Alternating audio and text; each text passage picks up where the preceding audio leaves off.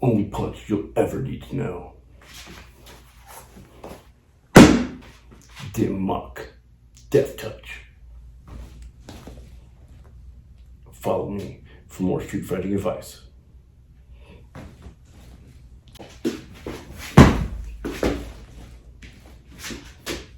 You want to learn moves like that? Follow me. Grab my hand. No, my hand. No, my other hand. Just like that. Break it and walk away. You want to get roundhouse kicked by a dude in sweatpants? I don't think so.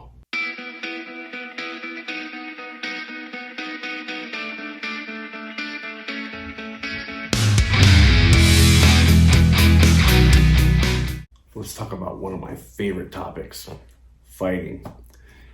And I know that I'm going to break a few hearts out there, but I want you to know you're probably not as good of a fighter as you think you are. Now, the context of fighting that I am talking about would be self-defense fighting. You're getting mugged, you're getting robbed, somebody breaks in your house, something like that. And to the point where you have to defend, your life, your family's life, somebody else's life. That's the kind of fighting I'm talking about. I'm not talking about fighting in a cage for money. I'm not talking about getting drunk, fighting in a bar. No, strictly self-defense. Now, as we all are aware, one of the best things for self-defense is probably a gun, right? Right? Now, some people, either because they're not allowed to or because their moral code doesn't want them to, they don't like guns. And that's fine. Some people love guns a little too much. And those people are the kind of people that think just because they have a gun, they can pull it out whenever they want it, and they're going to shoot somebody, and they're going to be basically like John Wick, and they don't need to know how to actually use their hands, which I would say is completely wrong. Another thing we have is knives, right? Now, I don't know how many of you have ever been to a knife fighting class, but I would assume the margin is very, very, very small. Only because I've been to a couple of them, and there weren't very many people there. So being able to fight with a knife is a very hard skill. It's also very perishable. So just because you have a knife doesn't mean that you even know how to use the damn thing. And the worst thing that could ever happen is you pull out a weapon and they take it away from you and use it against you. That in itself would just suck horribly. So let's just say you don't have a gun, you don't have a knife. What do you got? Basically, you got these guys and you got this guy. Now, the best thing to do in every situation, damn near every situation, is to try to talk your way out of it, right? It is much better than possibly going to jail, possibly getting in trouble, possibly hurting somebody very badly or killing them, or your loved ones getting hurt very bad or getting killed. Talking your way out of it is always the number one priority. If you can avoid the fight, avoid it. Point blank and simple. Don't let your ego kind of get in the way of your ability to talk your way out or to leave. If you can leave the situation, leave it. I know the male ego is a weird and terrible thing, but the best thing to always do is to talk your way out of it. Now, what if you can't talk your way out of it? What if you're back in the corner? Well, that's what we're going to talk about today. So if you Google self-defense on YouTube or the Googles, you're going to see best 3 strikes, the only strike you'll ever need. Use this to knock him out. All of that bullshit. And that's exactly what it is. It's bullshit. If you ever go train boxing or with a real MMA fighter, there's not one magical punch that's going to win the day.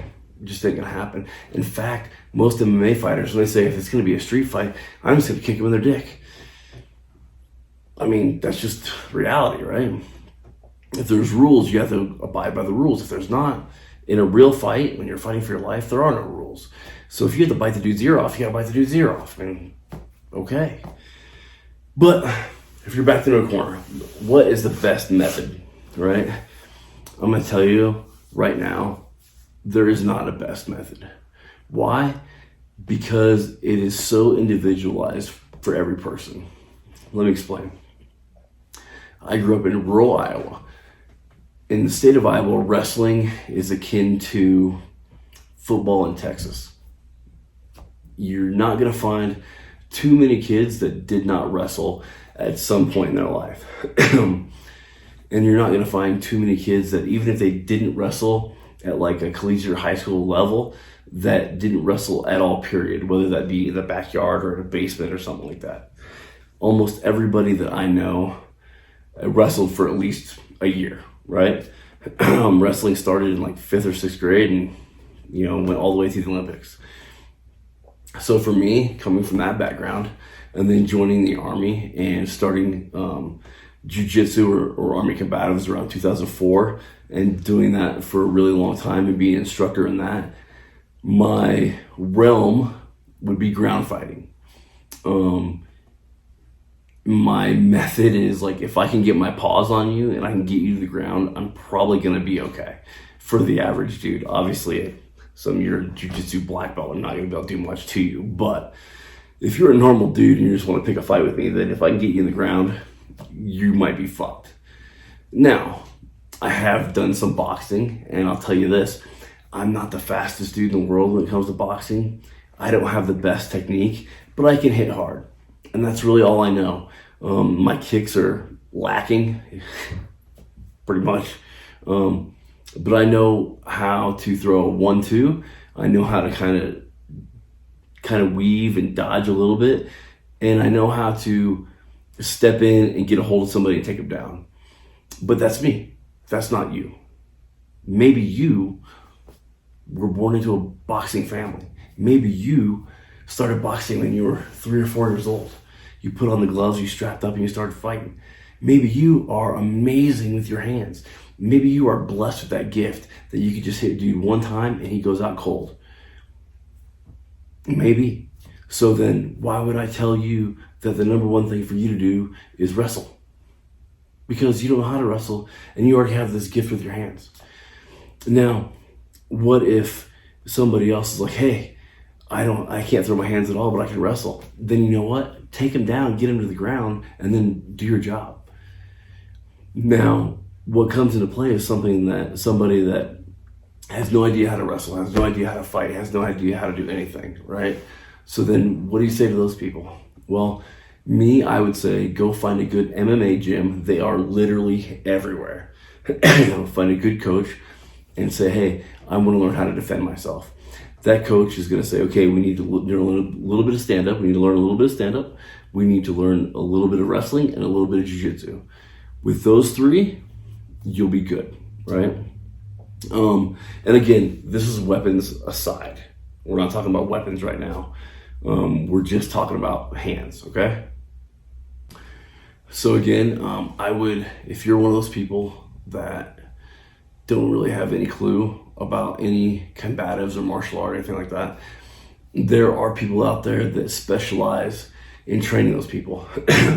One of them is a guy by the name of Tony Blauer. He has what he calls a spear system that works off the startle flinch response, which is basically if somebody scares you like this, you go like this. It's our natural instinct to protect our facial area. And by doing this, he can tell you how to turn that essentially into a weapon, right? There is 100 YouTube guys out there that are willing to teach you, and I would just say take a lot of them with a grain of salt. Kind of Google those guys' background and see if they have ever even taught or been in a fight or anything like that, because a lot of them haven't. A lot of them are just dudes that like to wear 5'11" clothes and Oakleys and think they're tough. One dude that I do like, his name is Icy Mike. Funny.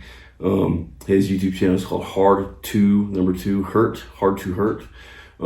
He goes over a lot of great stuff, and a lot of it's self-defense oriented. Now, if let's say you have no weapons on you like we're talking about, and a guy comes up with a gun, right? And he puts a gun on you. You're going to see 1,000 of these weapon takeaways and all this other stuff. Listen, if you have not done this a million times already and you're like unbelievably proficient in it, then you know what you should really do, honestly? Give them your wallet. Because It's much better to lose a wallet and have to cancel all your credit cards than it is to give up your life. That's just the way it is. I would much rather do that than to have that guy shoot me or my loved ones or my children. I mean, that would just be horrible. In that same token, if you are the guy with the gun, just know that you can't just pull out a gun whenever you want to. You can't think that that dude looks shady, I'm just going to pull out my gun. It does not work like that. The law does not work like that. And in some states, brandishing a weapon is a felony and you will go to jail. So let's try to avoid that at all costs. If you pull out a gun, you better have the intention to use it, and you better know exactly how to use that gun, okay? Just like everything, training is number one. You're not going to be able to defend yourself with or without a weapon, without any training. I know lots of dudes that are really good street fighters that are just like legit good bar fighters.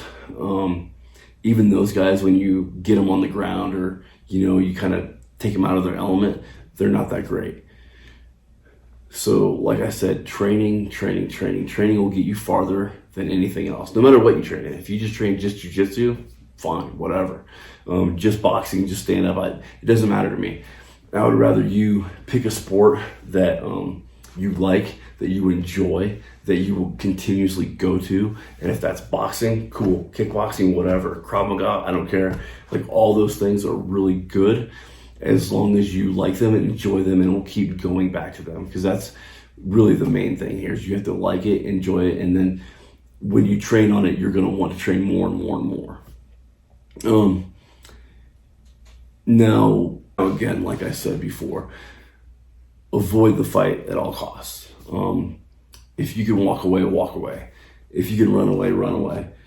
If you have to fight, you better fight like you're the last monkey going on Noah's Ark. You know what I mean? Like, you got to fight for that spot because you don't know what's going to happen, right? I would rather be in a courtroom defending myself on why I really hurt this dude when I had, like my wife and 2 kids there, and that dude wanted to do me or my children harm. I'd rather defend myself there than have to attend a funeral or see one of my family members in the hospital, hands down. So again, with all this said, if you have a gun, if you carry a gun, make sure you get the proper training. There are tons of dudes out there that have been going overseas and doing bad things to bad people for a long time, and now they're training people of how to do bad things to bad people. Go get training. If you carry a knife for self-defense, go get training. There's a bunch of people out there that specialize in that category. If you don't want to carry a knife or a gun and you just want to use your hands, then go get that training, whatever it may be. On top of that, if maybe you're too scared to do any of that stuff, there are tons of books out there on verbal judo, on de-escalating the situation, and you can kind of do that. Unfortunately, in this world, the people that are going to seek out to rob you, to mug you, to do things like that, they're very smart, and they are not looking for the 6'2", 270-pound bald white dude that's completely tatted up and looks like he may know how to handle himself. They're just not looking for that guy, right? They're looking for the 130-pound dude that's wearing skinny jeans and a hipster shirt, and they're like, you know what? I can take that dude. That dude does not look like he knows how to fight. And if that's you, I don't care what you wear for clothes, honestly. I just care that you get training and that when the time comes, you'll be able to handle yourself, okay? Not everybody's a millionaire, and not everybody has a shitload of money, and you don't have to have a shitload of money to invest in YouTube, watch some good videos, invest in a few books and read some books. And if you have to do this shit in front of your mirror at night when the kids are sleeping, then by all means. But I would rather have you do that and have the proper mindset going into a situation, play those mental movies like we talked about, than to go in a situation, be completely scared, and be that person sitting in the corner begging for their life. Because I would never want to go out like that. So at the end of the day, you got to ask yourself, am I an asset or am I a liability? No. No, stop barking. I'm trying to do the YouTube thing. What are you doing? Come here. No, don't bite it.